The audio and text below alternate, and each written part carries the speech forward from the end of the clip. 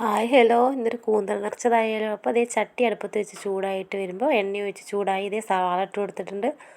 സവാള പച്ചമുളക് ഇട്ട് കൊടുത്തിട്ടുണ്ട്. സവാള ഒന്ന് വാടി വരുമ്പോൾ നമുക്കിതേ കറിവേപ്പിലയും കൂടി ഇട്ട് കൊടുത്ത് നന്നായി ഇളക്കിയെടുത്ത് ഇതുപോലെ വാടി വരുമ്പോൾ നമുക്ക് പൊടികളൊക്കെ ഇട്ട് കൊടുത്താൽ ആദ്യം തന്നെ മഞ്ഞൾപ്പൊടി, മുളക് പൊടി, മല്ലിപ്പൊടി,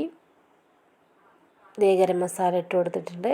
ഇനി നമുക്ക് ആവശ്യത്തിനുള്ള കുരുമുളകും കൂടെ ഇട്ട് കൊടുക്കാം. കുരുമുളക് കുറച്ച് തോനെ ഇട്ട് കൊടുക്കണേ. പൊടികളുടെ പച്ചമണമൊക്കെ മാറി നല്ലപോലെ ഇളക്കിയെടുത്തിട്ടുണ്ട്. ഇളക്കിയെടുത്ത് നമ്മൾ മസാലയൊക്കെ മൂത്ത് വരുമ്പോൾ നമുക്ക് കട്ട് ചെയ്ത് വെച്ചിരിക്കുന്ന ഒരു തക്കാളിയും കൂടെ ഇതിലേക്ക് ഇട്ട് കൊടുക്കാം. തക്കാളി ഇതുപോലെ ഒന്ന് ഇളക്കി അടച്ച് വെച്ച് വേവിച്ചെടുക്കണേ.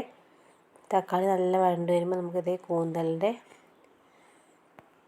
തലഭാഗം ഇതുപോലെ ചെറുതായി അരിഞ്ഞതും കൂടെ ഇട്ട് കൊടുത്ത് നമുക്ക് ഇളക്കി അടച്ച് വെച്ച് വേവിച്ചെടുക്കാം.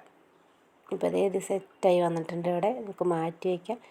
ഇതുപോലെ കഴുകി വൃത്തിയാക്കുക. കൂന്തലിലോട്ട് അങ്ങ് നിറച്ച് വെച്ച് ഈർക്കിൽ വെച്ച് നമുക്ക് സെക്യൂർ ചെയ്യാം. ടൂത്ത് പിക്കുള്ളവർ അത് വയ്ക്കുക, അല്ലാത്തൊരു പച്ച ഈർക്കിൽ ഇതുപോലെ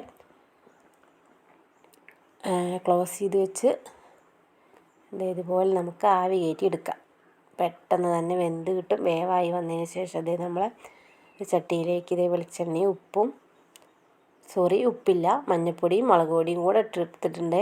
അത് നല്ലപോലെ ഒന്ന് കൂന്തൽ ആവി കയറ്റിയതിനെ നന്നായി റോസ്റ്റ് ചെയ്തെടുത്താൽ എരിവൊക്കെ നമ്മളെ ആവശ്യാനുസരണം ചേർക്കാവുന്നതാണ്. കാശ്മീരി വേണമെങ്കിൽ അത് ചേർക്കാം, നല്ലൊരു കളർ കിട്ടുന്നതാവും.